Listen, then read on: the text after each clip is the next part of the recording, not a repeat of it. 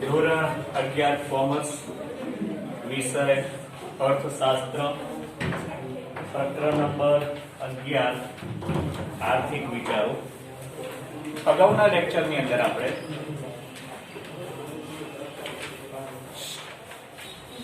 અર્થશાસ્ત્રને પશ્ચિમના અર્થશાસ્ત્રીઓ અને પૂર્વના અર્થશાસ્ત્રીઓએ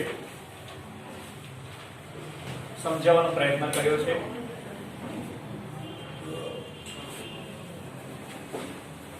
પશ્ચિમના અર્થશાસ્ત્રીઓ એટલે કે professor Marshall, Adam Smith, Robinson, જ્યારે પૂર્વના અર્થશાસ્ત્રીઓ કૌટિલ્ય, મહાભારતનું શાંતિ પર્વ, મનુસ્મૃતિ, કામદંકીય નીતિ અને ભારતીય વહીવટી વ્યવસ્થા અનુસાર ભારતના બે મહાન ચિંતકો થઈ ગયા કે જેઓ ભારતની સમાજ વ્યવસ્થા, ભારતના સામાજિક પરિબળોને ધ્યાનમાં રાખીને ભારતમાં પરિવર્તન આવે એટલા માટે બે અલગ અલગ પ્રકારની દિશા ચિંધતા રસ્તા બતાવ્યા છે, જેને રાહબર તરીકે ઓળખવામાં આવે છે. એક છે પંડિત દીનદયાળ ઉપાધ્યાય અને બીજા છે જેને આપણે મહાત્માની પદવી આપી છે, તેવા છે મહાત્મા ગાંધીજી. બંને વિચારકો છે, કોઈ અર્થશાસ્ત્રી છે નહીં. તેમને માત્ર ભારતની અંદર પરિવર્તન લાવવા માટે અત્યાર સુધી ભારતની જે વર્ણ વ્યવસ્થા છે એને ધ્યાનમાં રાખીને ભારતના દિનહીન સામાજિક પછાત વર્ગ છે તેને ધ્યાનમાં રાખીને ભારતમાં પરિવર્તન આવે તે માટે કેટલાક રાહ આપણને એટલે કેટલાક એમને વિચારો જે રજૂ કર્યા છે. એમને એવું કીધું છે કે હું કોઈ અર્થશાસ્ત્રી નથી અને મારે કોઈ મારી પાછળ કોઈ પ્રાંતવાદ છોડીને જવો નથી, પણ મારા મત મુજબ ભારતનું અર્થતંત્ર આવું કંઈક હોવું જોઈએ એવું તે માનતા હતા. તો ગાંધીજીના મતે તેમના અર્થતંત્રને લગતા કેવા વિચારો છે એ આપણે જોઈએ. એમણે બે પ્રકારના વિચારો રજૂ કર્યા છે, એક સામાજિક અને બીજું આર્થિક. જે અર્થતંત્રને લગતા વિચારો છે તેને આર્થિક વિચારો તરીકે ઓળખવામાં આવે છે. તો તેમના મત મુજબ કેવા કેવા આર્થિક વિચારો હતા તે જોઈએ. સૌ પ્રથમ તે એવું માનતા હતા, પશ્ચિમની અંદર બે પ્રકારના વાદ જોવા મળે છે, એક મૂડીવાદ અને બીજો સામ્યવાદ. વિશ્વ બે ભાગોમાં વહેંચાયું હતું, America, England, Germany, Japan, Europe, Africa, Latin દેશો. આ બધા જે દેશો હતા એ મૂડીવાદમાં વહેંચાયેલા હતા. જ્યારે રશિયા, ચીન, કોરિયાના બાકીના ભાગો, એ બધા દેશો હતા એ સામ્યવાદમાં વહેંચાયેલા હતા. મૂડીવાદી જે વિચારસરણી છે એની અંદર માત્ર જીવનની ભૌતિકવાદને મહત્વ આપવામાં આવ્યું છે. જીવનની અંદર ભૌતિકતા, તો ભૌતિકતા એટલે શું? કે જ્યાં આગળ માત્ર નાણાકીય બાબતોને પ્રાધાન્ય આપવામાં આવે. નાણાકીય બાબતો એટલે કેવી રીતે વધારે સંપત્તિ એકત્રિત કરવી, કેમ કરીને વધારે ધન એકત્રિત કરવું, જેને મૂડીવાદ તરીકે ઓળખવામાં આવે છે. જે કીધું એ પ્રમાણે પશ્ચિમના દેશો બધા આ વાદ તરફ વળાયેલા હતા, જ્યારે ચીન, રશિયા, કોરિયા એ તરફના દેશો સામ્યવાદ. તો સામ્યવાદ એટલે શું? તો સામ્યવાદની અંદર કોઈ પણ સંપત્તિ વ્યક્તિગત હોય નહીં, એટલે કોઈ પણ સંપત્તિનો માલિક વ્યક્તિ હોય નહીં. તેની અંદર દરેક સંપત્તિ સરકારની હોય, અર્થ વ્યવસ્થાની હોય, તેને સામ્યવાદ તરીકે ઓળખવામાં આવે છે. પરંતુ આ બે વિચારસરણીથી ભારતની અંદર આ બંનેમાંથી કોઈ પણ એક વિચારસરણી ઉપર અર્થવ્યવસ્થા ચલાવવી એ થોડું મુશ્કેલ હોવાથી ગાંધીજીએ ભારતની પ્રજાને ધ્યાનમાં રાખીને તેમણે કેટલાક વિચાર રજૂ કર્યા હતા. એમનો સૌપ્રથમ પહેલો વિચાર હતો સર્વોદય.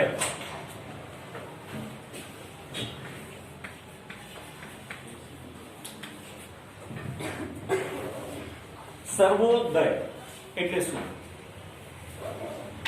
સર્વનો ઉદય થવો એટલે સર્વોદય. સર્વ એટલે કે દરેક વ્યક્તિ.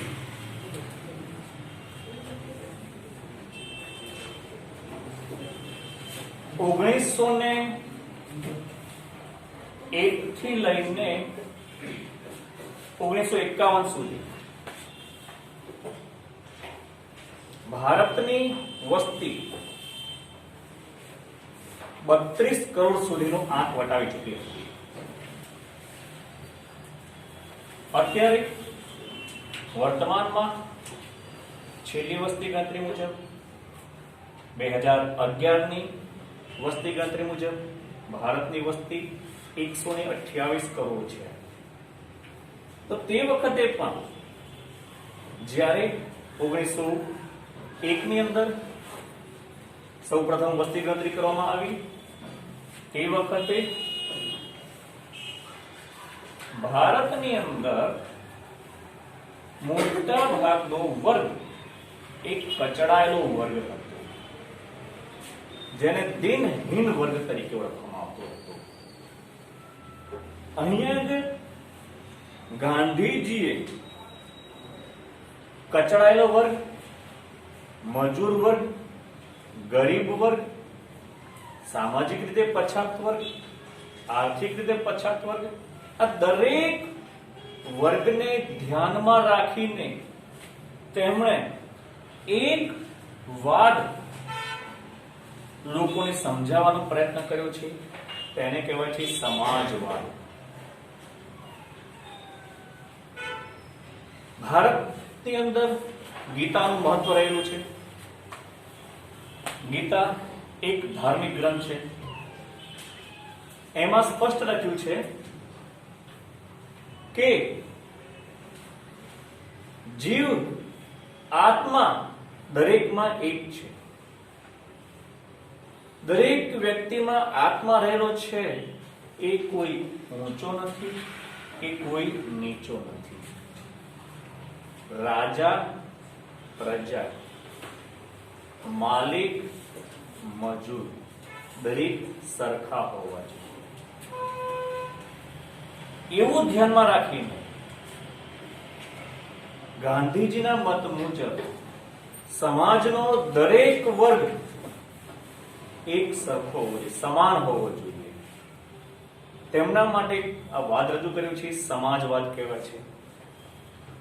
ગીતાની અંદર 3જા અધ્યાયમાં કહેલું છે કે જે વ્યક્તિ શ્રમ કર્યા વગર આહાર કરે છે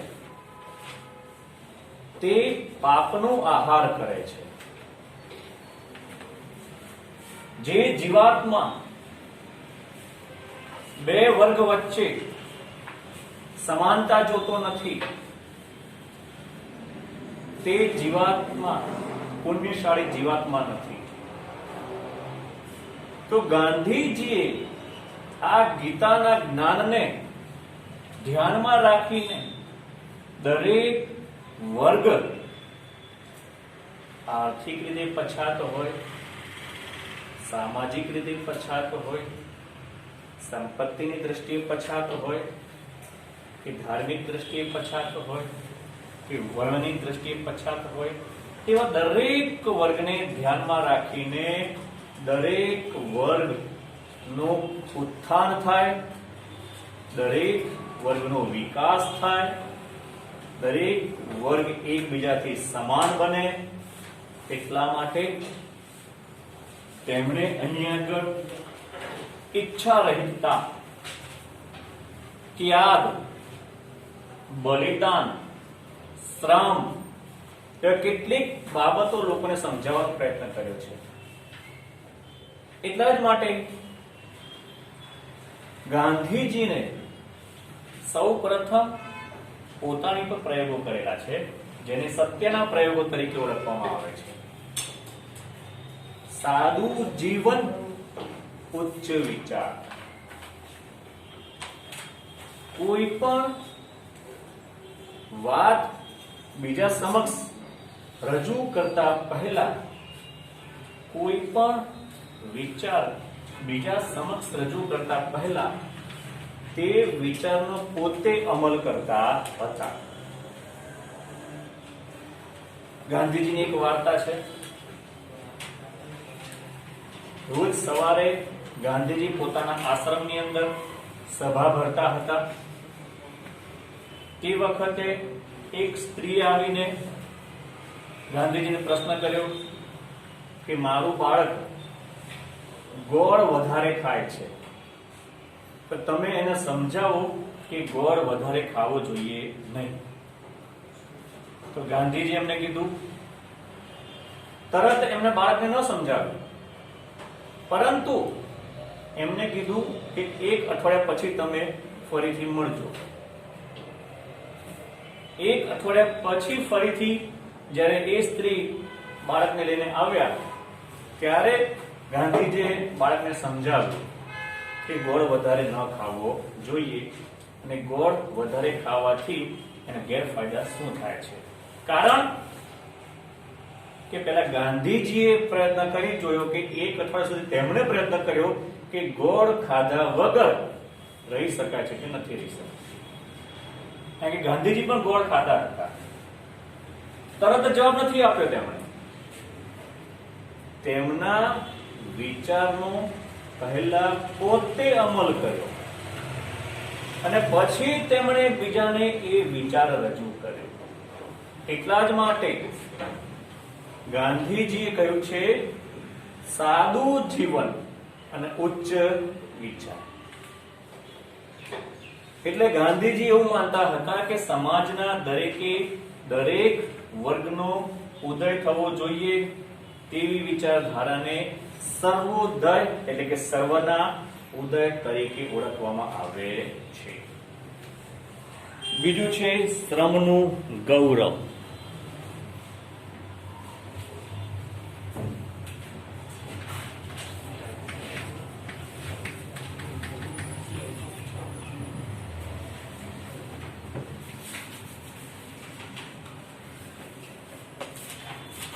શ્રમ બે પ્રકારના હોય છે. એક શારીરિક શ્રમ અને બીજો છે બૌદ્ધિક શ્રમ. જે વ્યક્તિ મહેનત કરે છે તેને આપણે શારીરિક શ્રમ કહીએ છીએ, અને જે વ્યક્તિ માનસિક મહેનત કરે છે તેને આપણે બૌદ્ધિક શ્રમ કહીએ છીએ. ગાંધીજીના મત મુજબ શ્રમ નું મહત્વ રહેલું છે કે દરેક વ્યક્તિએ શ્રમ કર્યા વગર કોઈ પણ જાતનું ફળ લેવું જોઈએ નહીં. એટલા માટે તેમના મત મુજબ શ્રમ એ ઉત્પાદનનું સજીવ સાધન છે. ઉત્પાદનના 4 સાધનો છે: જમીન, મૂડી, શ્રમ, નિયોજન. તો આ 4 સાધનમાંથી શ્રમ એ સજીવ સાધન છે. અને આ શ્રમિક એ 2 પ્રકારના શ્રમ કરે છે. એક માનસિક શ્રમ, જેને બુદ્ધિ વર્ગ કહીએ છીએ આપણે. ડોક્ટર, એન્જિનિયર, વકીલ, સીએ, આવો જે વર્ગ છે એ બુદ્ધિજીવી વર્ગ કહેવાય, જે માનસિક શ્રમ કરે છે. બીજો છે મજૂર વર્ગ, જે શારીરિક શ્રમ કરે છે. તો ગાંધીજી એવું માનતા હતા કે કોઈ પણ શ્રમિક વચ્ચે અંતર હોવું જોઈએ નહીં. સ્ત્રી વર્ગ હોય કે પુરુષ વર્ગ હોય, બંને વર્ગને શ્રમ કરવાની સમાન તક પ્રાપ્ત થવી જોઈએ. તેમના મત મુજબ બંને વર્ગનું વેતન પણ સરખું હોવું જોઈએ. એટલે કે કોઈ પણ શ્રમિક વચ્ચે કોઈ પણ પ્રકારનો ભેદ થવો જોઈએ નહીં, તેવું તે ખાસ માનતા હતા. તેમના મત મુજબ વર્તમાન સમયમાં ગાંધીજી જોતા હતા કે શ્રમને આપણે પ્રાધાન્ય નથી આપતા. એટલા જ માટે એમણે પોતાનું દરેક કાર્ય તે જાતે કરતા હતા.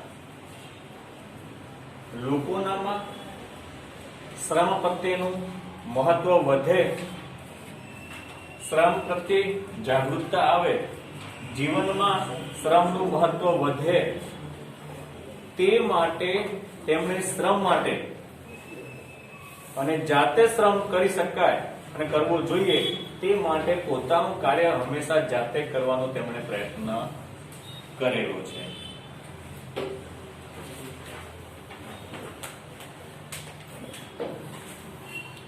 તો આજે આપણે આટલું રાખીએ છીએ.